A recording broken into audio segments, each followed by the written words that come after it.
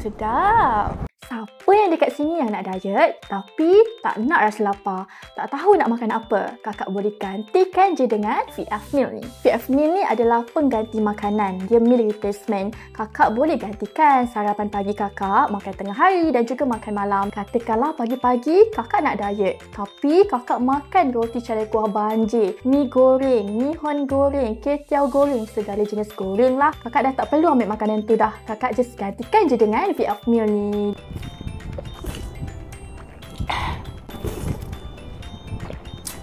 Sedap. Rasa coklat and banana chips. VF Meal ni tak ada gula putih tambahan dan dia low glycemic index. Dan kalau kakak minum VF Meal ni memang rasa kenyang, rendah kalori dan dia boleh meningkatkan metabolisme dalam badan kakak.